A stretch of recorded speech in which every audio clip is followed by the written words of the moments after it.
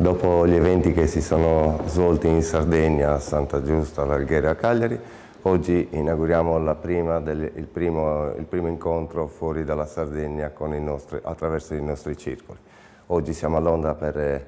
dare un contributo alla valorizzazione delle aziende sarde. La FAES è presente in tutte le attività svolte in Sardegna e sarà presente nelle varie attività che adesso svolgeremo in Europa. La prima, abbiamo detto, oggi siamo a Londra, poi ci seguirà con Sofia, il 17, il 18 e il 19 saremo a Berlino e poi ci sarà Barcellona e Zurigo.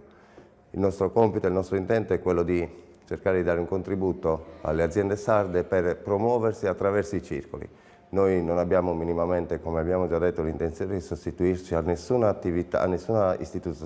istituzione regionale nel promuovere le aziende, ma il nostro intento è quello di valorizzarle attraverso i circoli, per poter in questo modo dare sia un sostegno alle aziende, ma anche una maggiore visibilità ai circoli che sono sparsi in tutto il mondo. Riteniamo che il nostro contributo attraverso i circoli per quello che è la promozione della Sardegna possa essere importante, se non determinante, ma sicuramente importante per poter dare una nuova linfa a quello che è la Sardegna sotto tutti i punti di vista, dal punto di vista della promozione enogastronomica, turistica e della cultura sarda. Riteniamo di avere sia le carte che le possibilità di poter dare questo contributo e siamo convinti che avremo degli ottimi benefici da questo progetto, che ripeto è Sardinia Everywhere, che cerca di